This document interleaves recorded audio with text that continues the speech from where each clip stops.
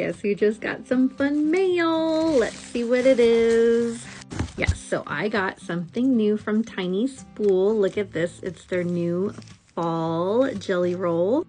This is called Fall Is Here, and I need to make a table runner. All right, so a couple years ago, I made a Christmas table runner using a jelly roll, and it was really scrappy. And I want to recreate that, but for fall. So I think that's going to be my plan. Let me run downstairs and I'll show you what it looks like. And then I'll show you, it's really beginner friendly. We're going to have some fun. Okay, so here's what that looks like. Beautiful, right? So all the channel stitching that I did on that. It's not quite matchstick because it's not quite close enough, but pretty darn close, but nice and scrappy, right? Let me show you just a few of these gorgeous fabrics that are in here. They always have the most beautiful fabrics in their jelly rolls. All right, so here's a caveat. I'm gonna show you the process of how I do this. The size that I make is gonna be for my table, and obviously the jelly roll strips that I use are gonna be for the size that I make. I'm gonna show you the process. So you're gonna have to probably do a little bit of sizing difference for the size that you make for your table, but the process is gonna be the same, okay? The great thing about Scrappy projects is that it's really easy to modify because no one's gonna notice if you just cut off a couple inches here and there. That's what makes them easy for beginners. So grab your jelly roll strips. This one was my favorite, so I tried to pick some that kind of pulled out some of these colors.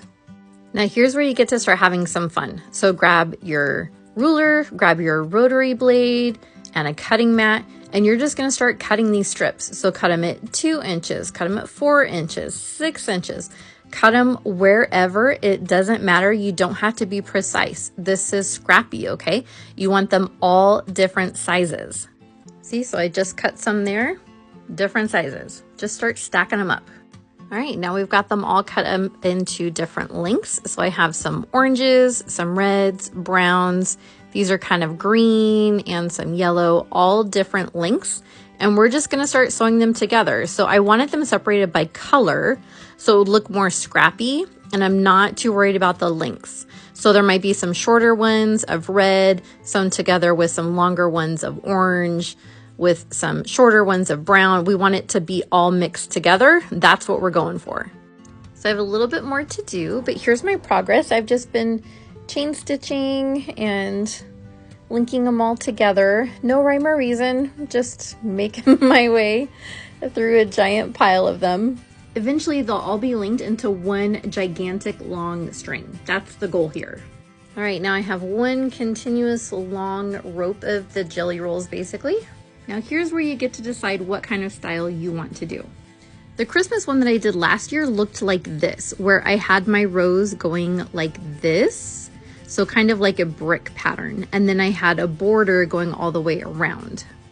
Just for funsies, I'm gonna try it this way this time just to see how it looks. So I'm gonna have my rows going this way with a link like this.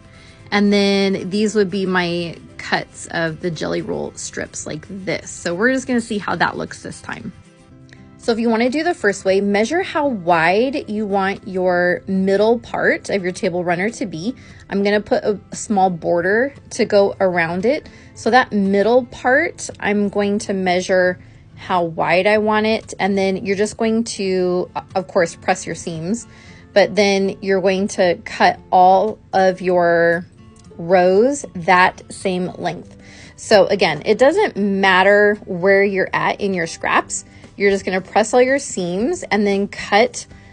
Let's measure and then cut, measure, cut, measure, cut.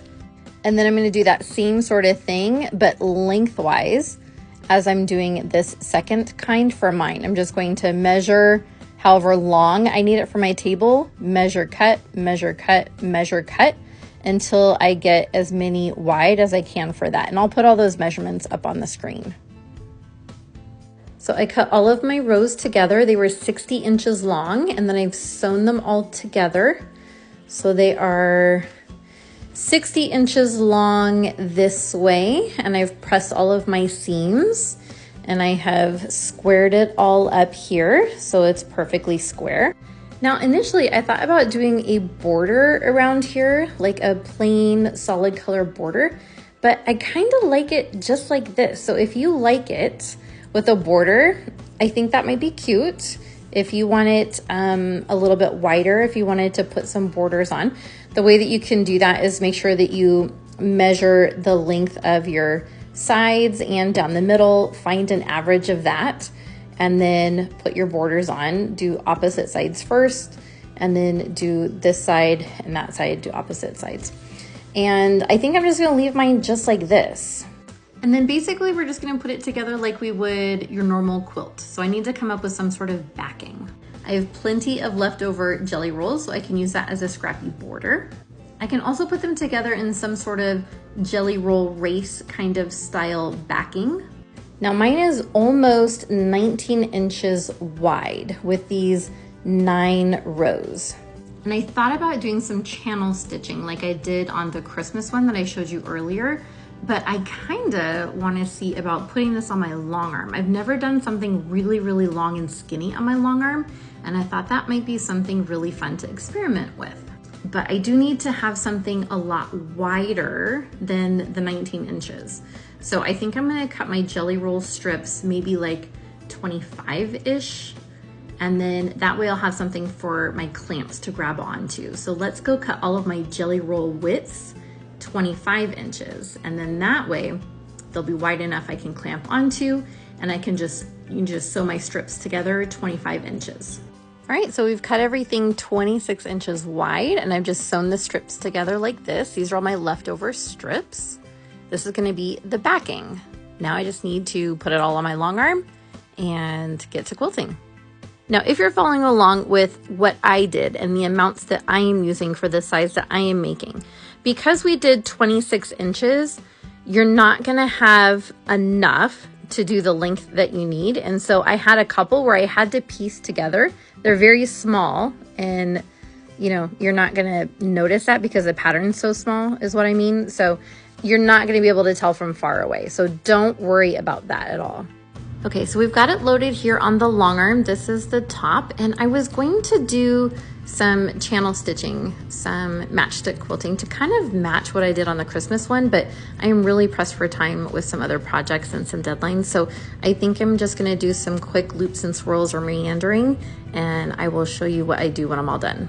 So I did a basic meandering line. I didn't want anything too tight. I did run out of bobbins, so I'm gonna have to bury those. But other than that, I just need to work on some binding. I think I have a few leftover rolls, and I'm going to do a scrappy binding if I have enough. I gotta go check that out.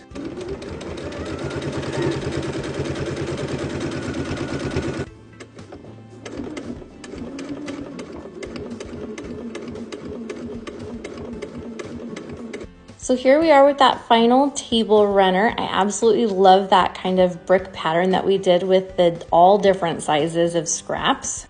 And you'll see the way that I did the back there, just sewing rows and rows and rows, making them the same width. It almost makes it reversible, so you can have your choice.